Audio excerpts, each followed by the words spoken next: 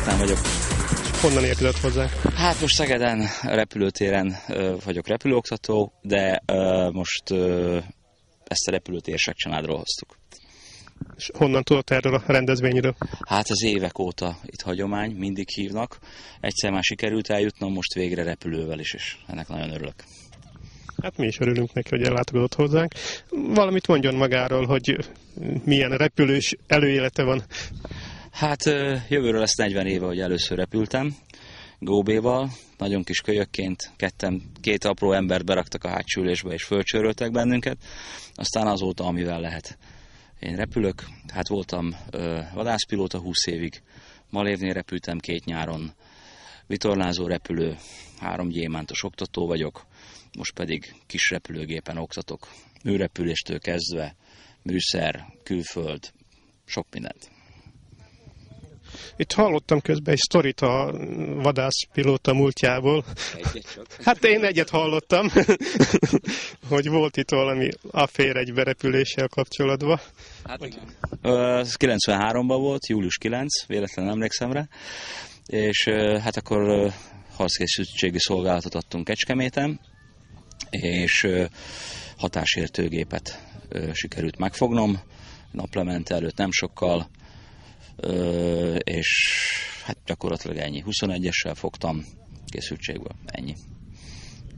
Tehát akkor MiG-21-essel repült? Azon a nyáron, azon az őszön érkeztek a MiG-29-esek az első pár, és utána hát ugye 2011-ig repültek a 29-esek. Azt nem próbálta? De. Hát az a világ legjobb repülője szerintem, amit én ismerek, repültem, vezethettem, azok közül mindenképpen messze kiemelkedően a legjobb repülőgép volt. Minden szempontból. És most már leszerelt, gondolom? Hát nyugállományban vagyok, és ilyen járadékot kapunk, úgyhogy most ez, és emellett nem bírok otthon ülni, nézni a plafont, és akkor oktatok, járok így repülő rendezvényekre. Akkor talán halljunk valamit erről a gépről, amivel most ide érkezett. Hát ez egy 182-es Cessna. Hát nem új, viszont kétféle repülő van, az üzemképes és az üzemképtelen. Ő üzemképes, tehát repülőképes. Ő egy ilyen gyorsított, erőteljesebb túragép, 4 üléssel, Amerikában építették, nagyon maga a Cessna típus család, nagyon népszerű, nagyon bevált, és igazából egy nagyon egyszerű üzemeltetésű, olyan igazi igásló. Köszönöm szépen. Nagyon szívesen.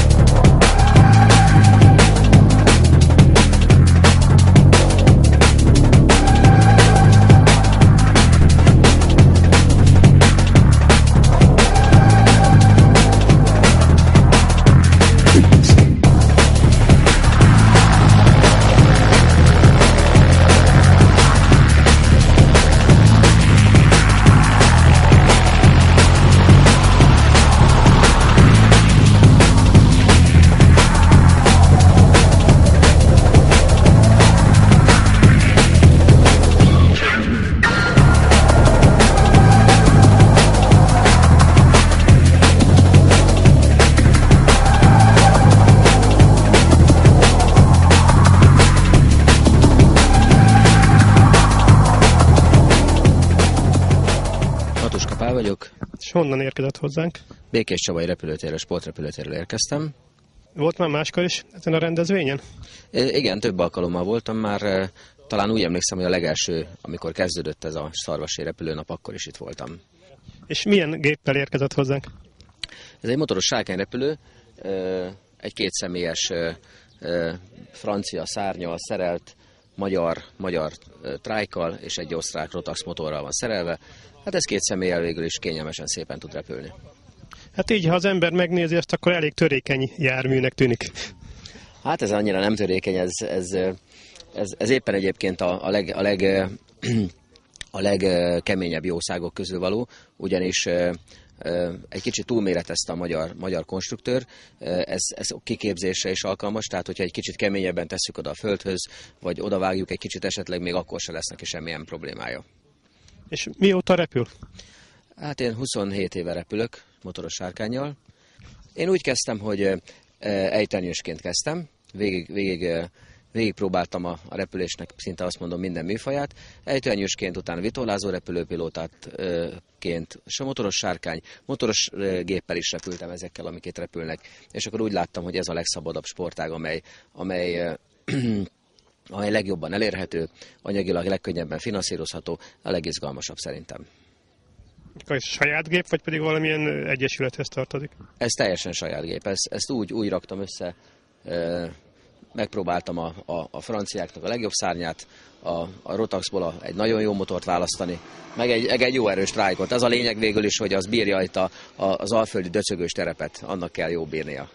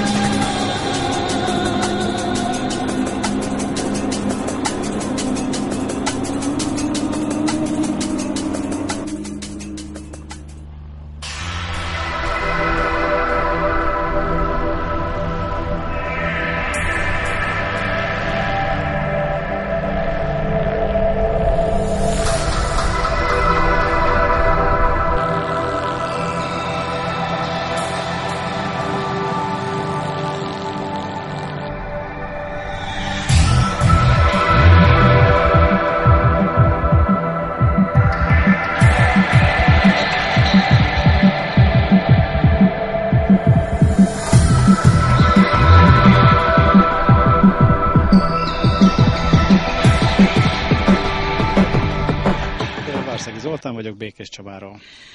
Egy számomra különleges repülőeszközzel érkeztetek ide, egy siklóernyővel. Hát ez a sima siklóernyőtől annyiban tér el, nyilván lehet itt a hátam mögött látni, vagy mellettem látni, hogy ez egy motorizált tevékenység, és igazából, mint ilyen, tehát majdnem kis eltéréssel mondhatom azt, hogy bárhonnan föl tudunk szállni, nyilván engedélyek útján, de sokkal kötetlenebb, mint maga a gyalogernyős verziója. Tehát a gyalogernyővel bonyolultabb repülni, mint ezzel? Hát mivel, hogy nem hegyek közelében lakunk, így igazából vagy csörlésből tudnak repülni a kollégák, vagy pedig elmennek egy olyan helyre, ahol hegyeket találnak, de összességét tekintve lényegesen szabadabb kötöttségek nélküli repülést kínál. Ahhoz képest mondjuk a Balaton környékén sokkal többet láttam ilyen siklóernyőket, mint mondjuk itt az Alföldön, vagy csak éppen rossz helyen vagyunk, nem tudom. Nem, repülnek nálunk is, tényleg Békés Csabán egy nagyon klassz szakosztály, többen vagyunk benne, tényleg egy olyan 20 pár tagot számlálunk, viszont hát én akkor is a motorozást abból a szempontból jobban favorizáltam még annak idején, amikor elkezdtem 2001-ben, mert igazából a csörléshez is kell legalább egy gépkocsi vezető, kell hozzá egy csörlőkezelő, és nyilván az a pilóta, aki repül. Tehát, és az nem mindig állt össze, vagy általában akkor állt össze, amikor én nem értem rá, vagy a kollégáim nem értek rá, és akkor ebből fakadóan egyenes út vezetett a motorozáshoz. Neked milyen repülős módod van, tehát más eszközzel is repültél? Hát valamikor vitorlával egy pár órát, igen. Csak hát ott az összegek voltak azok, meg az szabadidős tevékenység, ami nagyon sok időt vont el, és én igazából ezért is találtam ezt inkább kézenfekvőnek. És ez egy saját gép, vagy pedig valamilyen szakosztályhoz tartozó eszköz? Hát ebben a műfajban általában az ember a kiképzést követően saját cuccaival repül, úgyhogy ez a sajátunk, így van. Mekkora motor van ezen? Milyen típusú? Ez egy 80 köbcentis, egy Miniplane Top 80-as motor, ennél nyilván vannak erősebbek, amikkel akár utast is, tandemet is lehet repülni. Én azért választottam ezt, én is valamikor egy nehezebb motorra repültem, mert igazából könnyű. És a súly a repülésben az átok, úgyhogy nagyon szeretem. Könnyű, és nagyon sokat gyártottak belőle, és van alkatrész utánpótlás, nem egy csillagászati összeg. Úgyhogy nekem a legjobb barátom, mondhatom így. És azon kívül, hogy sport, azon kívül valami gyakorlati felhasználása is van ennek a típusú repülésnek? Hát magának a repülésnek kutatásmentéshez használják, esetleg ugye a lassú repülés véget, meg az, hogy a kabin nélkül jók a látási viszonyok, de összességét tekintve csak sportcélra jó formán, ezen kívül. Valamilyen versenyeken is szoktál részt venni? Most lesz idén egy kvalifikációs verseny Dunaújvárosban, úgy néz ki, hogy azon többet magammal képviseltetjük magunkat, így van, akár a szakosztályt is, igen. Köszönöm szépen. Szívesen.